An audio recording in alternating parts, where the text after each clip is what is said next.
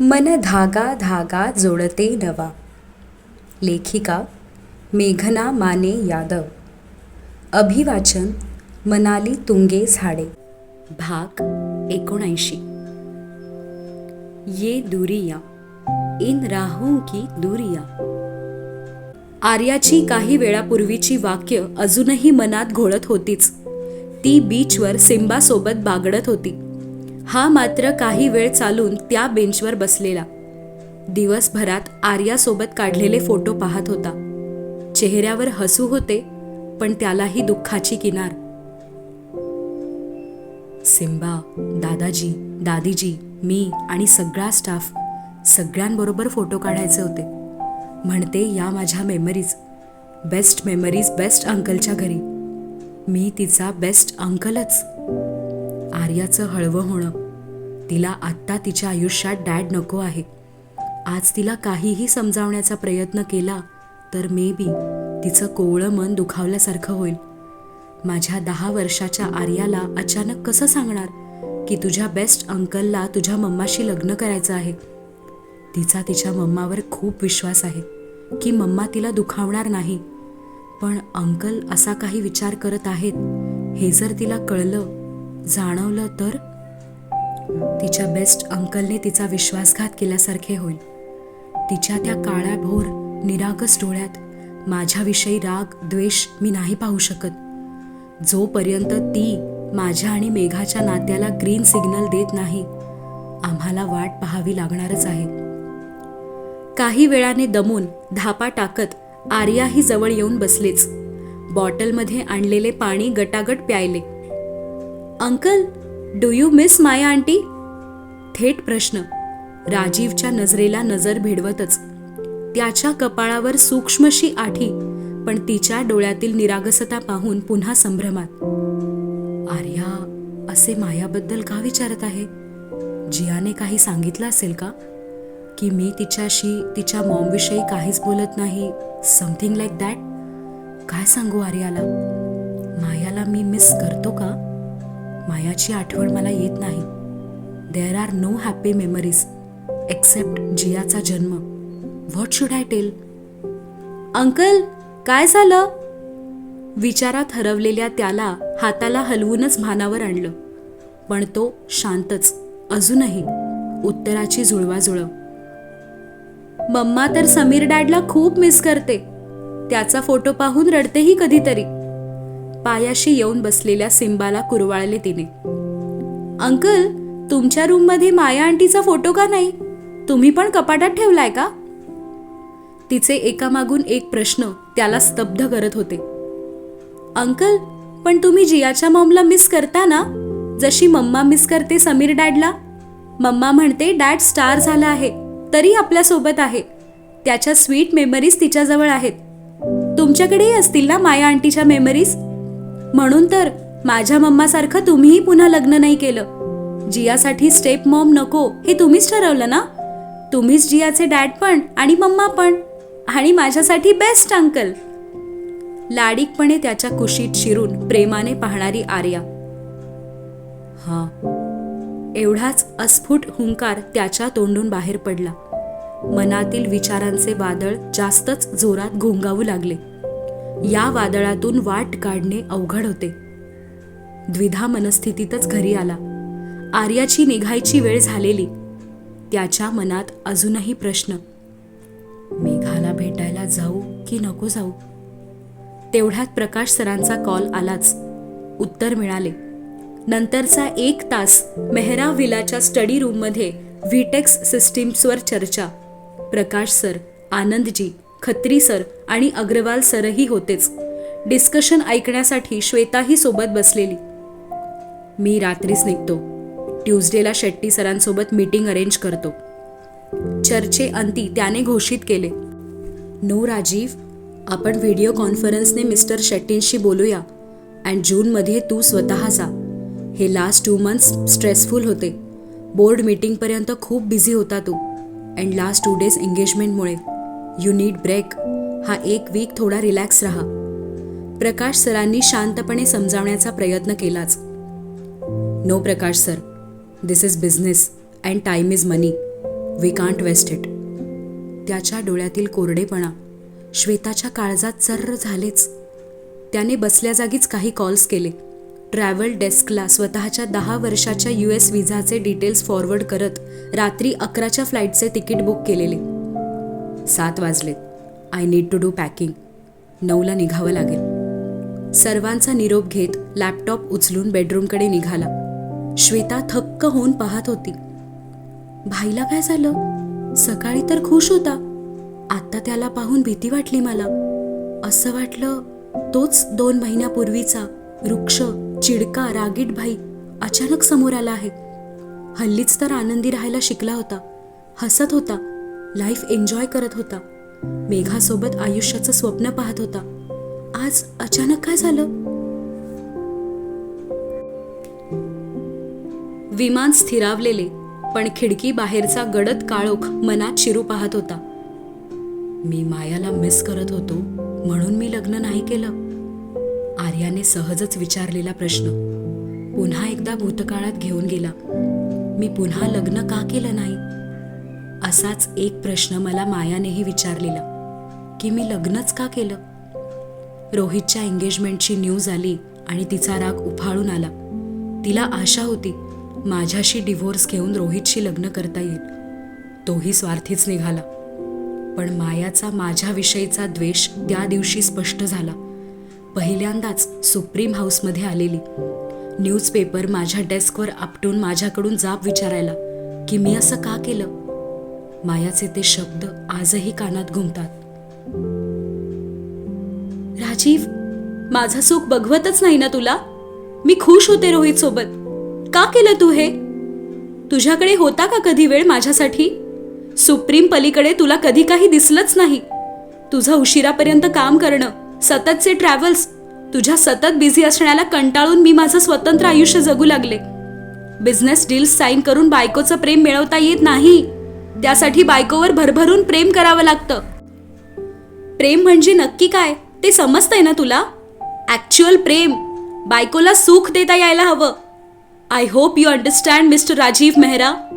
जे सुख तू मला देऊ शकत नव्हता ते रोहितने दिलं आणि तुझ्या त्या दिवशीच्या हाणामारीमुळे मी रोहितलाही गमावलं. राजीव, तू कधी विचार केलास? सुप्रीमच तुझं सर्वस्व होतं तर माझ्याशी लग्न का केलंस? माझ्या आयुष्याशी का खेळलास? रोहितशीही डील केलं का बायको परत मिळवण्यासाठी? You are just a businessman. I hate you. ती निघून गेली, मला प्रश्नांच्या जाळ्यात अडकवून. राईट, मी मायाशी लग्न का केलं या प्रश्नाचं उत्तर माझ्याकडे नव्हतं. मायाला अपेक्षित प्रेम मी तिला देऊ शकलो नाही.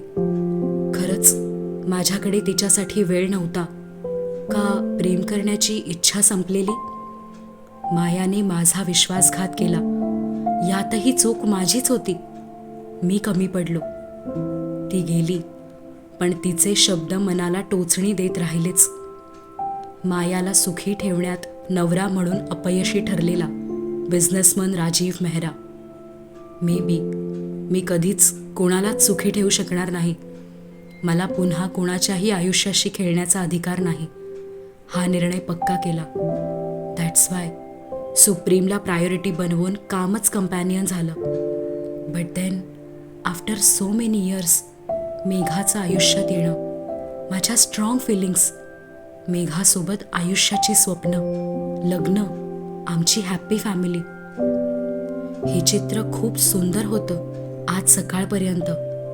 अँड देन आर्याचा प्रश्न, मायाची आठवण. मी खरंच मेघाला सुखी ठेवू शकतो का? संध्याकाळपासून हेच प्रश्न मनात आहेत. मेघाचीही काही स्वप्न असतील, काही अपेक्षा असतील. मी एक चांगला लाईफ पार्टनर आहे का? मी मेघासाठी योग्य आहे का? मला उत्तरं शोधायची आहेत. Megha, I am sorry. हे सगळं तुम्हाला कसं सांगू याच गोंधळात मी अडकलोय. तुम्हाला एक फोन करायला हवा होता पण तुम्ही माझ्या आवाजावरूनच ओळखलं असतं की काहीतरी प्रॉब्लेम आहे. लॅपटॉप उघडला, फ्लाईट वायफाय कनेक्ट केले, मेल ड्राफ्ट करायला घेतला. डिअर मेघा, त्या नावाकडे क्षणभर पाहिले. हताश हसू चेहऱ्यावर. मेघा, आय होप मी तुम्हाला हक्काने मेघा अशी हाक मारेन. तो दिवस आपल्या आयुष्यात लवकरच येऊ दे. तोपर्यंत उसासा टाकत नाव डिलीट केले. Hello miss Joshi. Mail type झाला. पुन्हा एकदा मनातच तिची माफी मागितली आणि सेंडवर क्लिक केले. मेघा, तुम्ही जर हा मेल आत्ता पाहिलात तर मनात मला कोसणार आहात. I know that. I hope उद्या आपण बोलू तोपर्यंत तुमचा राग शांत झाला असेल. क्यों कोई पास है दूर है, क्यों कोई जाने ना कोई यहाँ पे, आ रहा पास या दूर मैं जा रहा, जानू ना मैं हूँ कहाँ पे. ये दूरियां, इन राहों की दूरियां, निगाहों की दूरियां, हम राहों की दूरियां, फना हो सभी दूरियां. मेल पाठवून तिच्या उत्तराच्या प्रतीक्षेत पुढचे काम करत राहिला. रात्र सरत होती, पण मेलचे उत्तर आले सकाळी 9:15 वाजता. Okay, noted. बस एवढेच. हॅलो मिस जोशी म्हणे. मला नको आहे तुमचे हाय आणि हॅलो. एकतर मला न सांगता एवढ्या लांब सॅन फ्रान्सिस्कोला गेला आहात. एक फोन, एक मेसेज नाही करावासा वाटला. मी रात्रभर वाट पाहिली. तुमच्या आठवणीच इतक्या तीव्र की जळी स्थळी काष्ठी पाषाणी तुमचेच भास होत आहेत. स्वप्नातही तुम्हीच. आणि तुम्ही फॉर्मल मेल पाठवून मला कळवत आहात. जरा कुठे आपलं नातं सुंदर पायवाट निवडत आहे असं वाटेपर्यंत तुम्ही तत्परतेने त्याला प्रोफेशनल वाट दाखवली. खडूसजी, मेहराजी, मी पण कुणाकडून अपेक्षा करते आहे. The great mister Mehra. त्यांच्या प्रायोरिटी लिस्टमध्ये सर्वात उच्चस्थानी एकच नाव आहे, सुप्रीम. आणि इथे आम्ही मनात जप करत आहोत, राजीव राजीव. पण तुम्हाला त्याचे काय? का असं केलं? आपण शेट्टी सरांशी कॉन्फरन्स कॉल करायचं ठरवलेलं ना, मग अचानक का गेलात? हे सगळं याच आठवड्यात का घडत आहे? मला भीती वाटते आहे. राजीव, प्लीज 27 तारखेला परत या, प्लीज. त्याचा सकाळचा मेल आत्ता पुन्हा एकदा वाचला. रागातच लॅपटॉप बंद केला. 6:30 झालेले. आता उरलेले काम घरूनच करू या विचारात बॅग उचलून केबिन बाहेर पडली. आर्या, झोप बाळा, 10 वाजलेत. आता एवढ्या उशिरा फोन नाही येणार. अंकल तर. मेघा आर्याच्या अंगावर पांघरूण घालतच होती की ती टुणकन उठून बसली. हो माहितीये, सॅन फ्रान्सिस्कोला गेले आहेत, जिया म्हणाली मला. नाक फुगवत राग व्यक्त करून झालाच. हो, अजून तिकडे पोहोचले की नाही माहीत नाही ग. 20 तासांची तरी फ्लाईट असते. मम्मा, मला अंकलने प्रॉमिस दिलं आहे, जगाच्या कुठल्याही कोपऱ्यात असले तरी मला फोन करणारच. मी झोपणार नाही. हाताची घडी घालून बेडला टेकून ठाम बसली. आर्या, हट्ट पुरे. आवाजाची पट्टी वाढलेली आणि रिंग वाजलीच. विजयी मुद्रेने आर्याने फोन उचलला. पहिली तक्रार, न सांगता का गेलात ही. त्यासोबत जिया किती चिडली आहे याचेही वर्णन झालेच. तिचा बर्थडे आहे, तुम्हाला लवकर यावेच लागेल आणि मग आपण तिला कसे सरप्राईज देऊ यावर चर्चा. ते दोघांचंच सिक्रेट. देवा, यांनी खरंच फोन केला. आर्याचा गाढ विश्वास अंकलवर. तिला बरं वाटतं असं खुश पाहून. नुकतेच लँड झाले असतील तिकडे. त्यांचाही जीव राहतो कुठे या 2 चिमण्यांशी बोलल्याशिवाय. जियाला फोन करून लगेच आर्याला केला असणार. ते पुल्लू गाल फुगवून बसला आहे. डॅड 1 वीक नाही म्हणून इथे माझ्याजवळ येऊन राहायचा हट्ट. आता असं कसं आणणार तिला? म्हणजे आई बाबा राधाताई असतात दिवसभर, पण मम्मीजी पाप्पाजींना रिकामं वाटेल घर. ती आहे म्हणून थोडा चिवचिवाट. बघू, संध्याकाळी वेळ काढून भेटायचं ठरवलंय. ऑफिसमधून लवकर निघेन 1-2 दिवस. जिया तेवढीच खुश. Okay uncle, bye, love you. आर्याने फोन मम्माच्या कुशीत टाकला आणि निवांत पांघरूण ओढून घेतले. चेहऱ्यावर गोड हसू, समाधान. दबक्या पावलांनीच बाहेर आली. रात्रीचे 12 वाजलेले. किचनची छोटीशीच लाईट ऑन केली. एकही भांड्याचा वा चमच्याचा आवाज न करता कॉफी बनवली. एकच मग. राजीव, काय ही भलतीच मागणी. म्हणे लेट्स हॅव मिडनाईट कॉफी. सॅन फ्रान्सिस्कोमध्ये सकाळचे 10:30 झालेत. तर म्हणे आपल्या मुंबईत तर रात्र आहे ना. माझा राग कसा घालवायचा ते बरोबर कळतं तुम्हाला. गोड गोड मेहराजी आणि किंचित कडवटही, ह्या कॉफीसारखेच. मी मीटिंगला निघण्याआधी एक व्हिडिओ कॉल. म्हणे आपले रिच्युअल. नटखटपणा कमी होणार नाही. मेघा, तुम्हाला पाहायचं आहे एकदा असं म्हणावं की आवडेल आम्हाला. असू दे, आता आम्हालाही रीडिंग बिटवीन द लाईन्सची सवय झाली आहे तुमच्या सोबतीने. तुमचं नेहमीच बोलायचं एक आणि सुचवायचं भलतंच. हळूच मग घेत आत गेली आणि बेडरूमचे दार लॉक केले. तोपर्यंत अजून 2 मेसेजेस आलेलेच. आज पहिल्यांदाच असे रात्री व्हिडिओ कॉल करत आहे. आईला कळले तर उद्या माझे काही खरे नाही. लॅपटॉप समोर बसतच, इयरफोन्स कानात, कॉफीचा मग हातात, 1-2 खोल श्वास घेतलेच. क्षणभर डोळे गच्च मिटत कॉन्फरन्स कॉलच्या लिंकवर क्लिक.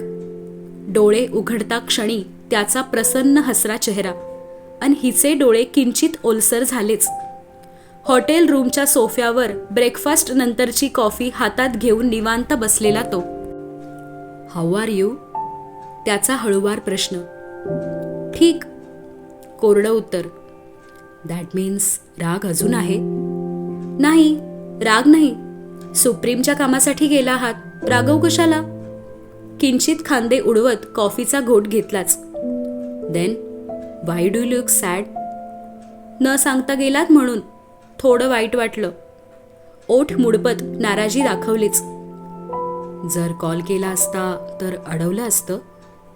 कॉफीचा मग खाली ठेवत चष्मा काढला आणि ती खुदकन हसली. मी का अडवू? सुप्रीम CFOच्या जबाबदारीची जाणीव आम्हाला आहे आणि तुमची विलक्षण कामाची पद्धत SWC VPच्या अंगवळणी पडली आहे. दिस इज सुप्रीम. इथे कुठल्याही क्षणी काहीही घडू शकतं. बी फ्लेक्झिबल. त्याच्या आवाजाची हुबेहूब नक्कल. त्याचं गडगडाटी हसू शांतपणे डोळ्यात साठवणारी ती. सुप्रीम मधले पहिले भांडण. आणि जर सुप्रीम CFO ऐवजी राजीवने कॉल केला असता तर? कॉफीच्या मग आडून तिच्यावर रोखलेले त्याचे डोळे. तर तुमचं बिझी शेड्यूल लक्षात घेता मेघा एअरपोर्टवर आली असती तुम्हाला भेटायला आणि बाय करायला. कॉफीच्या घोटासोबत तिने आवंडाही गिळून टाकला. आणि याच्या हृदयात कळ. आय एम नो सॉरी तर बिलकुल म्हणू नका. आम्ही तिघी प्रचंड रागावलो आहोत. इथे समोर येऊनच 50 उठाबशा काढल्यावर तुम्हाला माफ करण्यात येईल असं आम्ही तिघींनी ठरवलंय. सुप्रीम CFOला 50 उठाबशांची शिक्षा? आमच्या तिघींसमोर तुम्ही सुप्रीम CFO नाही हे लक्षात असू दे. जियाचे डॅड म्हणून 20 उठाबशा, आर्याचे अंकल म्हणून 20 आणि माझ्याकडून 10ची शिक्षा. मंजूर. आपल्या जियाचा बर्थडे आहे. प्लीज 27ला नक्की या.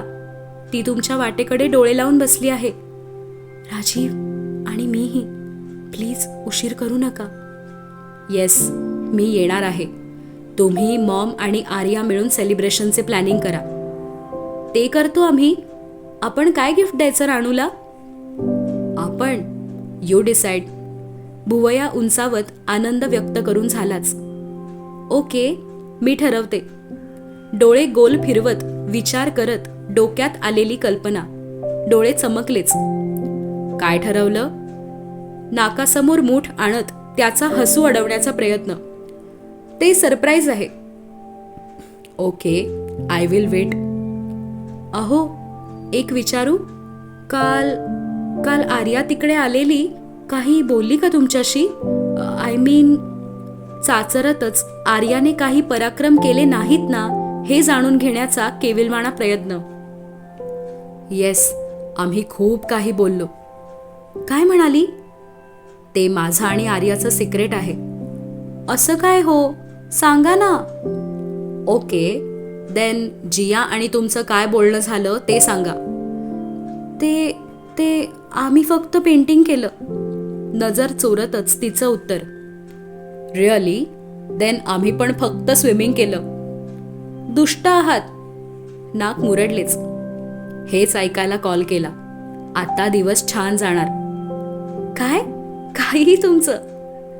मोजून 4 मिनिटं 50 सेकंदात कॉफीही संपली आणि कॉलही. एफिशियंट मेहराजी. तिने बेडवरून उठतच कपाट उघडले. हे गिफ्ट अगदी परफेक्ट असेल जियासाठी. स्पेशल आणि आर्यालाही आवडेल. आणि अहोंनाही. आर्या आणि राजीवनी काय सिक्रेट गप्पा केल्या देव जाणे. पण आर्याचं राजीवजींसोबत रुळणं छान वाटत आहे. जियाचा बर्थडे झाला की मी आर्याशी बोलायचे ठरवले आहे. निदान तिच्या मनात काय आहे हे तरी जाणून घ्यायचे आहे. त्यावर पुढचा ॲक्शन प्लॅन ठरवावा लागेल. आर्याचे थोडे जरी पॉझिटिव्ह उत्तर असेल तर मग काय करायचं? पुढे काय ते नंतर बघू. देवा, आर्याने शांतपणे सगळं ऐकून घेऊ दे. राजीवना डॅड म्हणून ॲक्सेप्ट करू दे आणि आमच्या नात्याला मान्यता येऊ दे. डोळे मिटून हात जोडले गेलेच. उघडून उजवीकडच्या आरशात पाहिले. आमचं नातं, राजीव आणि मेघा. मेघा, खूप लाजते आहेस. हो, अजूनही स्क्रीनमधील ते चष्म्याच्या वरची वाफ पुसणारे राजीव डोळ्यांसमोर आहेत. माझ्याकडे बघण्यात वाफाळलेली कॉफी फक्त ओठांजवळ धरून ठेवलेले. मग काय, चष्म्यावर दवबिंदू. आणि माझी प्रतिमा धूसर झाल्यावर गडबडले. काच पुसायची घाई, त्यातच बोलायचंही होतं, त्यातच कॉफीही प्यायची होती. किती गोंधळ. पण माझे डोळे तृप्त झाले त्यांना पाहून आणि मनाला दिलासा. सॅन फ्रान्सिस्को बे एरिया ऑफिसच्या दिशेने निघालेली त्याची कार. Midnight coffee. मी मजा करत होतो. आणि मेघा, तुम्ही सिरियसली कॉफी बनवून आणलीत? And if I am not wrong, video कॉलसाठी छान ड्रेस, इयररिंग, सगळी तयारी. आय एम शुअर तुम्ही असे छान रेडी होऊन रात्री झोपत नसणार. It was for me. You are super cute. कॉफीशिवायही आपण बोलू शकलो असतो. But it was fun. Something हटके, क्रेझी. आधी कधीच न केलेल्या गोष्टी तुमच्यासोबत पहिल्यांदाच करताना छान वाटतं. I just wanted to see you once. तुम्हाला हर्ट केलेलं. तुम्हाला न पाहता गेलो असतो तर मीटिंगमध्ये लक्ष लागलंच नसतं. आता तुमचा हसरा चेहरा डोळ्यासमोर असेल. थँक्स मेघा, माझ्यासारख्या विचित्र व्यक्तीसोबत हे रोलर कोस्टर लाईफ एक्सेप्ट करण्यासाठी. सोबत असू तर जर्नी नक्कीच हॅपनिंग असेल. लॅपटॉप बॅगच्या आतल्या कप्प्यातून पर्सनल डायरी बाहेर काढली. उघडली. 20 मेच्या पानावर ठेवलेली मोगऱ्याची फुले. मेघा, तुम्ही धावताना गवतावर पडलेली फुलं आहेत ही. तुमचं लक्ष नव्हतं आणि मी गोळा केली. या फुलांना तुमच्या केसांचा गंध आहे. Refreshing. See, you are with me. फुलांवर अलगद हात फिरवत डायरी बंद केली. ये ना हुआ कभी जैसे हुआ अभी, तुझको सभी में पा लिया, तेरा मुझे कर जाती है दूरियां, सताती है दूरियां, तरसाती है दूरियां, फना हो सभी दूरियां.